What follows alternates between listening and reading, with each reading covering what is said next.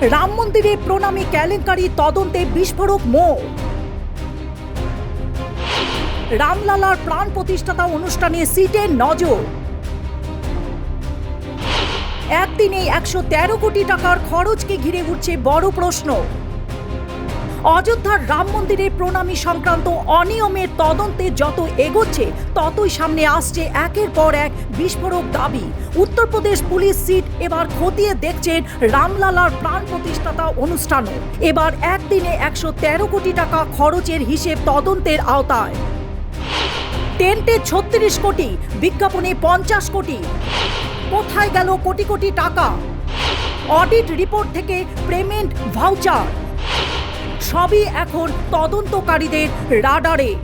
সূত্রের দাবি, প্রাণ প্রতিষ্ঠাতা অনুষ্ঠানে 8000 অতিথির জন্য টেন্ট সিটি তৈরি প্রায় 36 কোটি, বিজ্ঞাপনে 50 কোটি এবং সাজসজ্জা আলোকসজ্জায় আরও প্রায় 15 কোটি টাকা খরচ দেখানো হয়েছে। শুধু এই অনুষ্ঠানে নয়, 2025 সালে প্রথম প্রতিষ্ঠাতা দ্বাদশী মহাকুম্ভ এবং ধ্বজারোহণ অনুষ্ঠানে বিপুল অর্থ ব্যয়ের হিসেব খতিয়ে দেখছে সিট। প্রশ্ন উঠছে, সব খরচের হিসেব কি স্বচ্ছ? 45 দিনে 70টি চুরির অভিযোগে রাম মন্দিরের চাঞ্চল্য। সিসিটিভির নিরাপত্তা প্রণামীর হিসেব। একের পর এক গাফিলতির দাবি।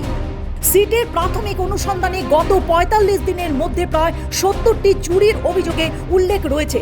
সিসিটিভি ফুটেজ সংরক্ষণের অনিয়ম, প্রণামীর নগদ অর্থ এবং সোনার রূপোর হিসেব রক্ষণাবেক্ষণে ত্রুটি, নিরাপত্তার ব্যবস্থা, একাধিক দুর্বলতা এবং নিরাপত্তার রক্ষীদের ভেরিফিকেশন নিয়ে প্রশ্ন উঠছে। এইসব অভিযোগগুলোর সত্যতা এখন যাচাই করছে তদন্তকারী দল। রাম মন্দিরের আর্থিক স্বচ্ছতা নিয়ে বিতর্ক। তদন্তে কি সামনে আসবে আরও বড় তথ্য? দেশ জুড়ে বাড়ছে রাজনৈতিক তরজা।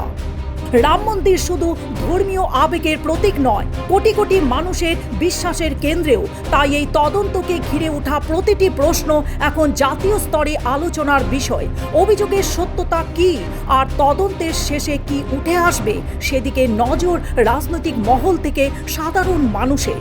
সিটের তদন্ত যত এগোচ্ছে ততই বাড়ছে জল্পনা, বিতর্ক এবং অপেক্ষা।